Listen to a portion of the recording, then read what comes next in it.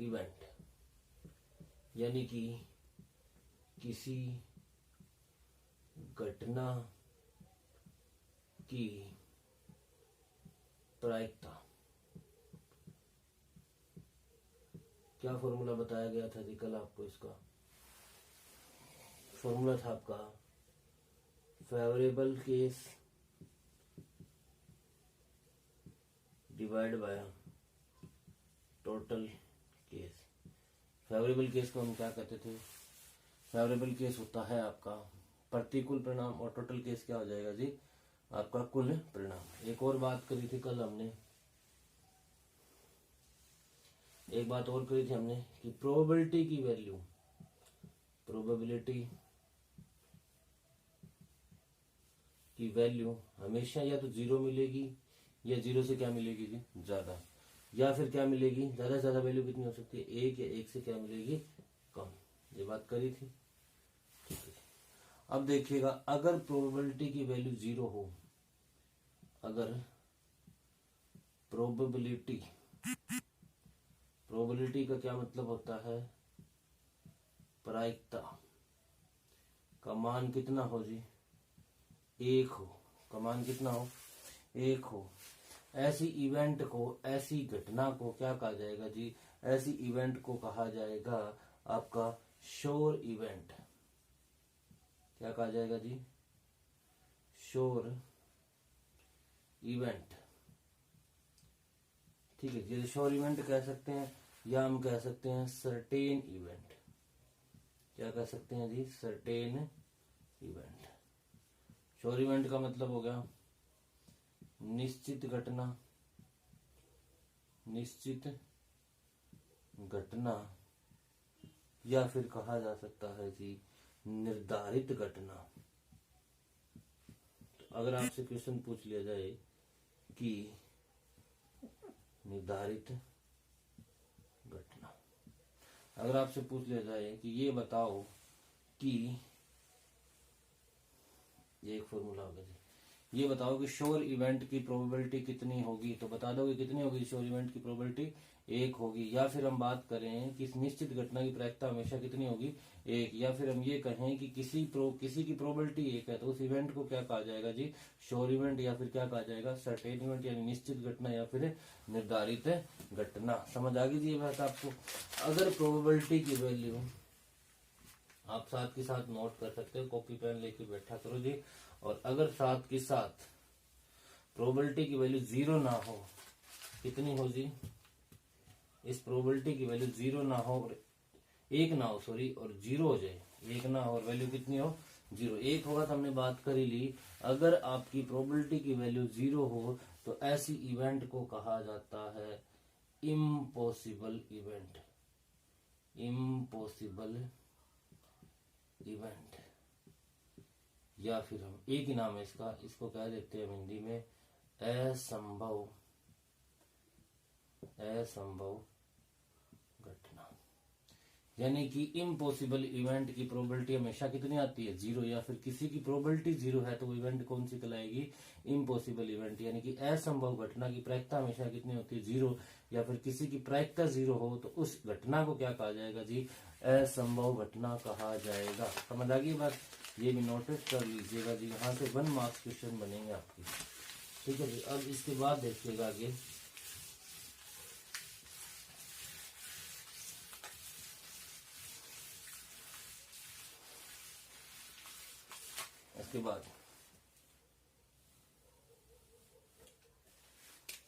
इसके बाद है जी आपका, कल एक फॉर्मूला और भी पढ़ा था हमने कि प्रोबेबिलिटी ऑफ ई नॉट निकालनी हो, कि ना की प्रोबेबिलिटी निकालनी हो। तो फॉर्मूला क्या पढ़ा था? 1 माइनस प्रोबेबिलिटी ऑफ ई पढ़ा था जी। इसी तो, यानी कि ना की प्रायिकता निकालनी है और आपको हाँ की प्रायिकता दे रखी है, किसी इवेंट की घटने की प्रायिकता दे रखी है, प्रोबेबिलिटी दे रखी है, और आपको ना की पूछ ली जाए तो एक में से घटा दो, किसकी निकल जाएगी? ना की प्रायिकता निकल जाएगी। इसी तरह अगर आपको प्रोबेबिलिटी निकालनी हो जी, अब इस वैल्यू को इधर ले आओ तो ये वैल्यू किसकी हो जाएगी? प्लस की। 1 को रखा हमने यहीं पे, इसको इधर ले जाओ, ये किसकी हो जाएगी? माइनस की। यानी कि अगर हाँ की दे रखी हो जी, किसकी दे रखी हो, हाँ की प्रायिकता दे रखी हो, ना की निकालनी हो, तो एक में से वो भी माइनस कर दो तो क्या बन जाएगी आपकी, ना हाँ की प्रायिकता निकल जाएगी। ना की दे रखी है तो एक में से घटा दो, हाँ की दे रखी है तो एक में से घटा दो, उसकी उल्टी निकल जाएगी। तो यहाँ पर जो हेयर मतलब यहाँ पर ई एंड ई डैश, ठीक है जी, ई एंड ई डैश को क्या कहा जाएगा, ये एक दूसरे के उल्टी है ना, तो जो एक दूसरे के साथ उल्टी हो मतलब एक हाँ की और एक ना की हो, तो ऐसी इवेंट को कहा जाता है जी कॉम्प्लीमेंट इवेंट। इधर बाहर चला जाएगा, इधर लिख देते हैं जी, ऐसे इवेंट को क्या कहा जाएगा, कॉम्प्लीमेंट इवेंट, यानी कि पूरक घटना। ऐसी घटना क्या कहा जाएगा, पूरक घटना। समझ आ गई बात जी आपको, ऐसी घटना को क्या कहा जाएगा, पूरक घटना। इसके बाद एक चीज और समझिएगा, अगर मैं इसको उठा के इधर ले आऊं तो दोनों किसकी हो जाएगी, प्लस की, यानी कि किसी के हाँ की प्लस किसी के ना की प्रायिकता बराबर किसके बचेगी, एक। ये भी आपका 1 मार्क्स का क्वेश्चन बन जाता है जी यहाँ से, ठीक है।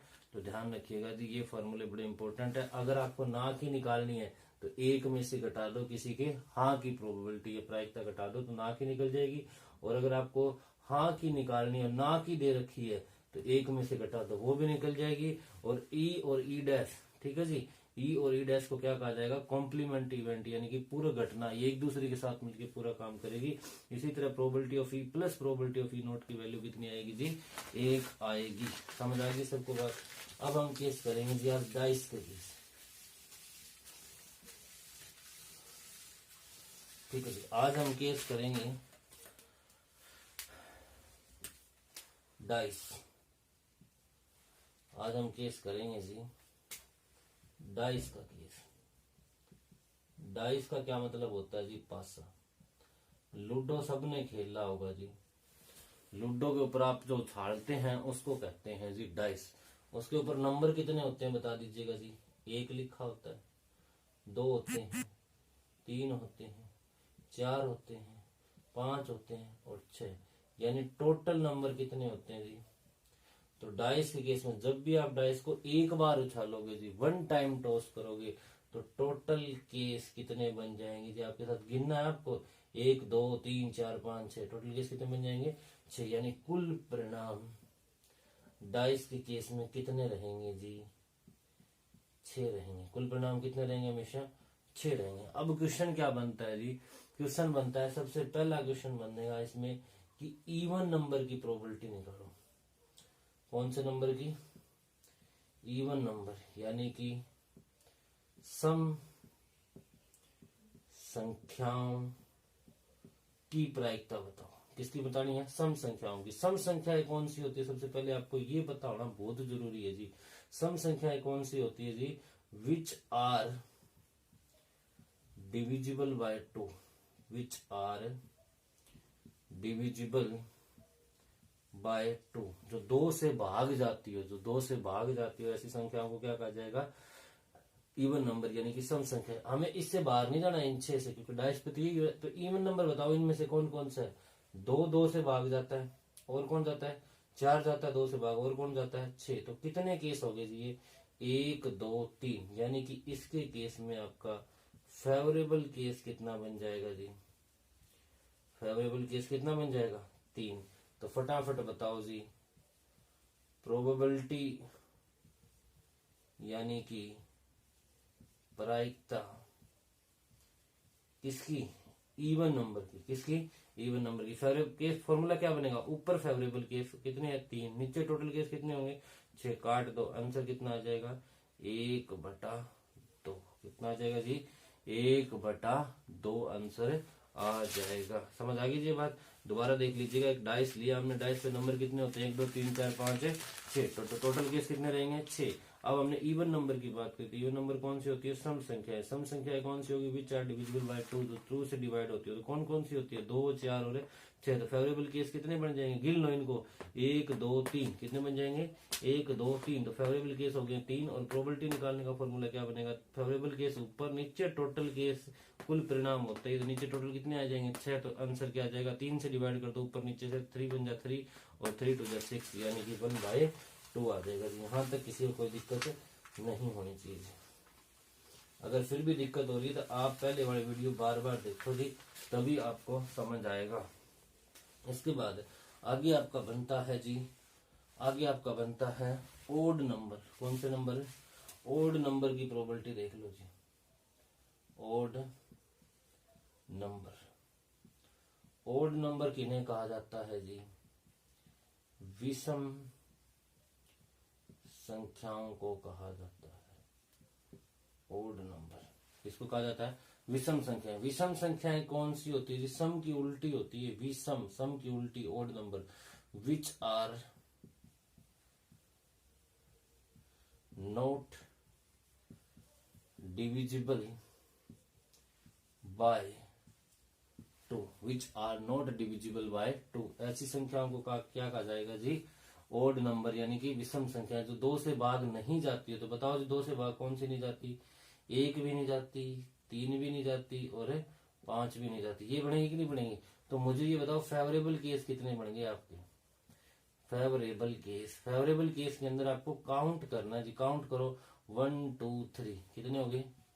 3। अब बताओ प्रोबेबिलिटी किसकी? प्रोबेबिलिटी ओड नंबर की। हमें बता रहे हैं प्रायिकता। फॉर्मूला आपका वही, ऊपर आएगा फेवरेबल केस। फेवरेबल केस कितना होगा? 3। नीचे क्या जाएगा? 6। काटो जी, आंसर कितना आ जाएगा? 1/2। यानी ओड नंबर की प्रोबेबिलिटी भी कितनी होती है जी? 1/2 होती है। समझ आ गया? दोबारा देख लीजिएगा जी। ओड नंबर निकालना, ओड नंबर का मतलब विषम संख्याएं which are not divisible by 2, जो 2 से भाग नहीं जाती। कौन कौन सी नहीं जाती? 1 नहीं जाती, 3 नहीं जाती, 5 नहीं जाती। तो ऐसी संख्या को क्या कहा जाएगा? Odd number. तो कितनी बन गई संख्या? 1 2 3 गिननी है आपको। 1 2 3। तो फेवरेबल केस कितने हो गए? 3। और प्रोबेबिलिटी निकालने का फॉर्मूला ऊपर होता है फेवरेबल केस, नीचे होता है टोटल केस कुल परिणाम। काट दो, आंसर कितना आ जाएगा? 1/2। इसके बाद तीसरा करते हैं हम प्राइम नंबर की प्रोबेबिलिटी। अगली बार किसकी करते हैं जी? प्राइम नंबर की probability. Prime number, prime number को कहते हैं जी अभाज्य संख्याएं। सबसे पहले तो ये पता होना चाहिए अभाज्य संख्याएं क्या होती हैं जी? विच हैव ओनली 2 फैक्टर, जिसके सिर्फ 2 गुणनखंड हो। क्या हो? सिर्फ 2 गुणनखंड हो। ऐसी संख्याओं को क्या कहा जाएगा जी? अभाज्य। अब आप सोचो गुणनखंड का मतलब क्या होगा? गुणनखंड का मतलब सिंपल सा होगा जी, जो 2 संख्याओं से ही भाग जाती हो। तो यहां देखो, 1 किससे भाग जाएगा? सिर्फ 1 से। तो 1 कोई भी प्राइम नंबर नहीं है। 2 किससे भाग जाएगा? 2 1 से भी जाएगा और 2 से भी जाएगा। तो क्या हो गया? 2 हो गया, होगा जी 2। इसके बाद देखो अगला 3 किससे जाएगा? 1 से भी जाएगा, 3 से भी जाएगा, 3 हो गया। 4 किस से जा सकता है? 1 से भी जा सकता है, 2 से भी जा सकता है और 4 से। तो इसके 3 फैक्टर हो गए, ये प्राइम नंबर नहीं है। 5 किससे जाएगा? 1 से और 5 से, तो 5 भी हो गया जी। 6 किससे जाएगा? 1 से भी चला जाएगा, 2 से भी चला जाएगा, 3 से भी चला जाएगा, 6 से भी चला गया। तो 4 नंबर से डिवाइड हो रहा है तो वो नहीं होगा। तो प्राइम नंबर कौन बन गया आपके? 2 3 5, यानी फेवरेबल केस। गिन लो इनको फटाफट। फेवरेबल केस कितने बन गए आपके? Favourable case 1 2 3। बता दो जी प्रोबेबिलिटी,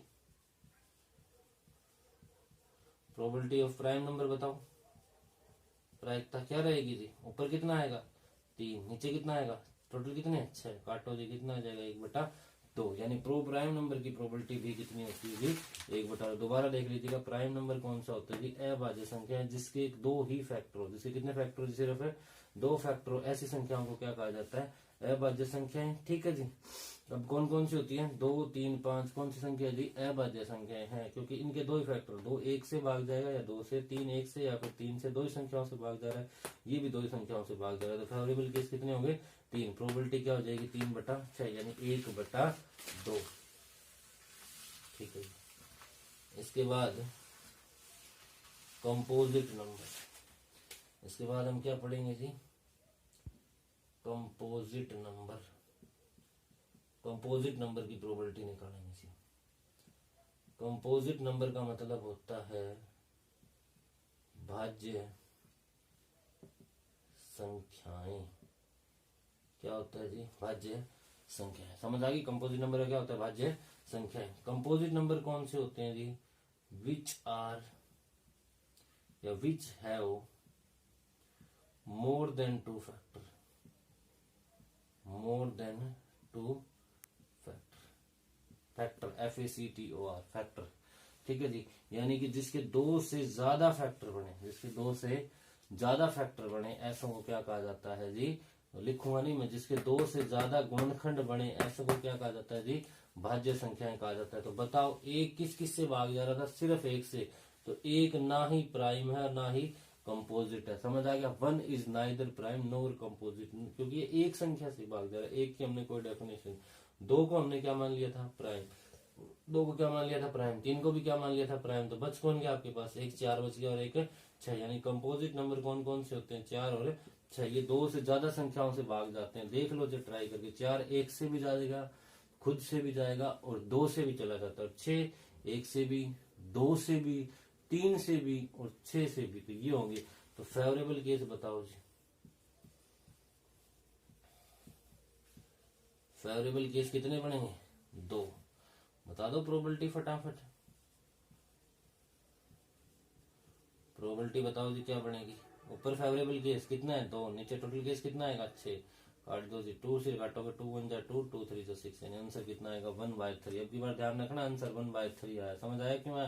क्योंकि हमने कंपोजिट नंबर लिया। कंपोजिट नंबर कौन से होते हैं? भाज्य संख्या, जिसके 2 से ज्यादा फैक्टर। 2 से ज्यादा किस किस के फैक्टर से? 4 भी हो सकता है और 6 हो सकता है। ऐसे केसेस को क्या कहा जाएगा जी? Favourable case. और इनकी प्रोबेबिलिटी निकालने का फॉर्मूला क्या हो जाएगा? 2/6 यानी 1/3। समझ आ गया जी? ये बात चलती है। इस टाइप डाइस से जितने भी क्वेश्चन बनते हैं वो मैं एक साथ करवा दूंगा जी। फिर हम एक्सरसाइज करेंगे तो आपको बिल्कुल भी प्रॉब्लम नहीं आएगी। ठीक है जी। इसके बाद देखिएगा, इसके बाद करते हैं हम नंबर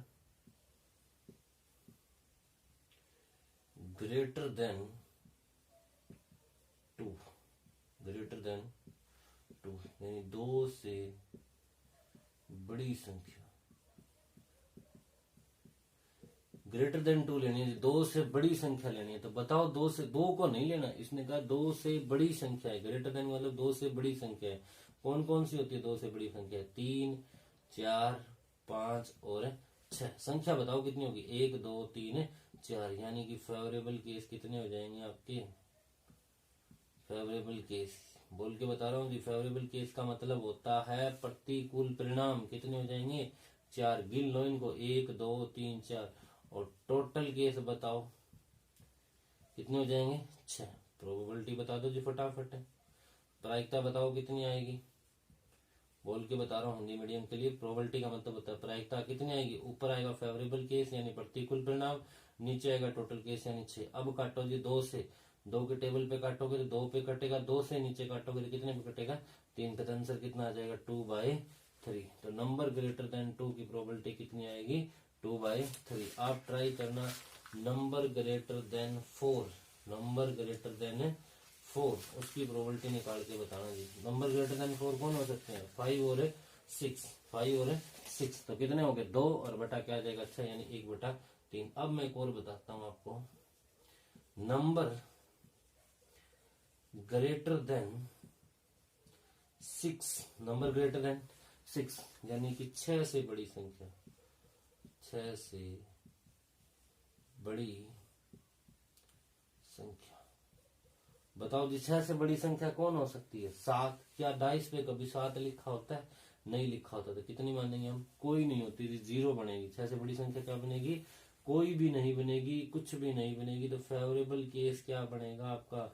प्रतिकूल परिणाम क्या बनेगा जी, 0 बनेगा। कितना बनेगा, 0 बनेगा। टोटल केस कितने थे आपके, कुल परिणाम कितने थे, टोटल केस तो वही थे, डाइस को एक बार उछाल लो, कितने थे, 6। फटाफट बता दो जी, प्रोबेबिलिटी प्रायिकता क्या होगी जी, 0/6।